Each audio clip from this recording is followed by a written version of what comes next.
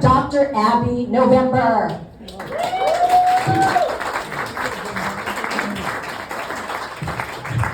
She is hysterical. I too had cataract surgery. And the next morning I woke up and there was a strange man in bed with me. I said, "Who are you?" And then Richard walked in. What can I tell you? I was in the wrong bed. He's still my leading heart. Anyway, Thank you for the wording. I was going to tell you, I try to work on my sets, my comedy, but I'm pushing 80, pushing it. And I can't remember Jack's. And anyway, Simon said, "Abby, I hope you have a tight 10. And I said, "Simon, I haven't been tight since 1969. Woodstock." And if you remember Woodstock, you weren't there, right, Simon? I know that you look familiar, but I don't remember seeing you. There's a haze all over the sky, and it wasn't the New York orange haze. And also, how many of you are on Social Security? Well, I have Social Security 6. You get a little each month, but not enough to keep you alive. Ain't that sad? So I turned trick. No, my grandson's here. Bubby never did that. Bubby is a very clean, upstanding person. I volunteered at the Chabad. They said, "Get out of here, you're too schmutzig." That means dirty. Anyway, that's neither here nor there. How many people talk to themselves? Right, you want a good opinion. You want an expert opinion, right? How many talk to their pets? And the pets answer? I had Kasha and Zilka was the first retriever I had, and they understood me more than my husband did. And the other one I just love, little Kasha Varnishka. Somebody said to me, "Is that a Russian name?" I said, "Yes, Kasha Varnishka was a Russian princess." And David, you know what Kasha Varnishka is. It's an East European groats and noodle dish because Jews like to eat. We'll kill ourselves with our knife and fork. But Kasha Varnishka, she knew when I was sick. She'd lay by the bed, put a little head on the bed, and I know when Richard was coming home from the university, he'd make enough noise in the garage, and the dog would go bonkers, and she'd lay on the floor with her legs spread. Well, you have girls, so. And he said, "Honey, I'm home." And I said, "I'm in the kitchen." He said, "I wasn't talking to you." And he said, "Besides, she greets me on the floor with her legs spread. What do you do?"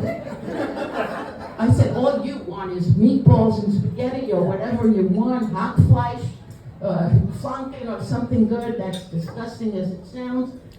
Anyway, how about that quarantine we had? 2 or 3 years gone, right? Gone. And we didn't even have our Wednesday walking wonderful women group. No. We just sat in the, I discovered so many alcoholic drinks starting with, I needed coffee to keep alert. Irish coffee.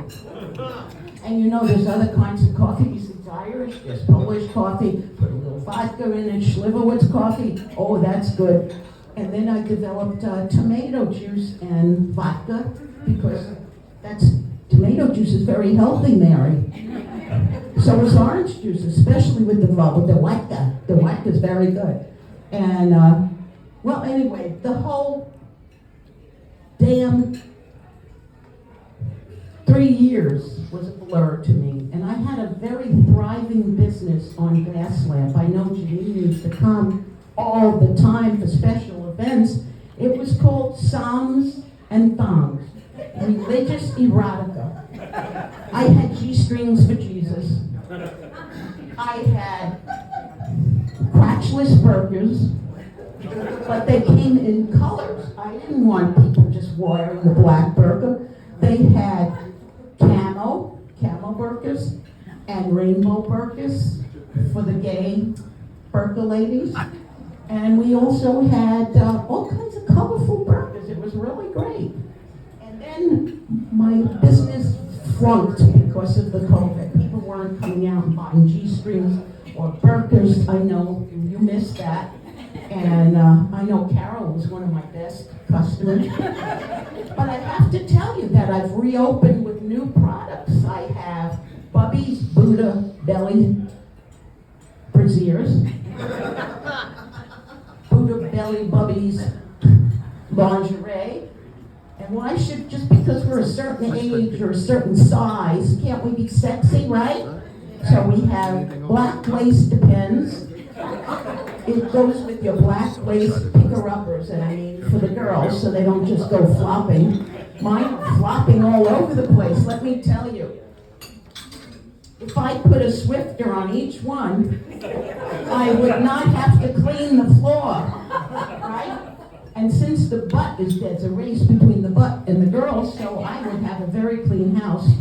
Right, Carol? Because I know she's neat and tidy, and I am a schmutzdecker, and I took microbiology of foods and waters, so I know that some schmutz is healthy, right, doctor?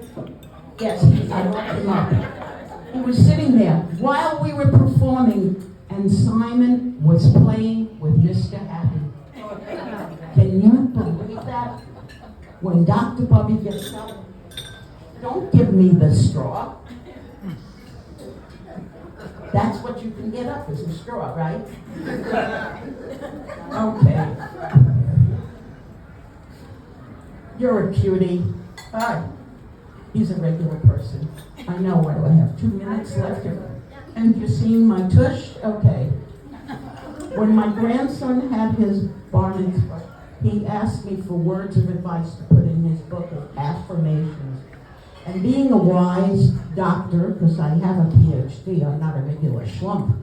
You may see me now. And so I wrote very, very profound words, Ellie. I'm not going to tell you what it was. Do not trust anyone with a flat tushy.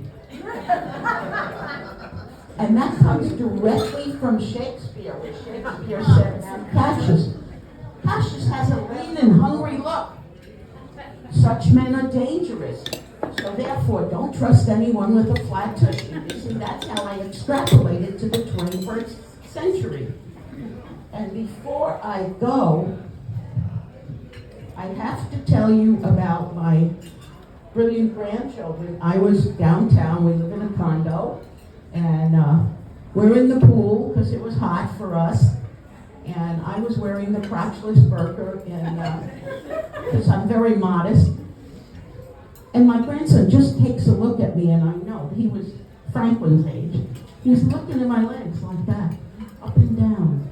Bobby, what are those blue lines? I was ready. I said, you know how I get lost when I drive?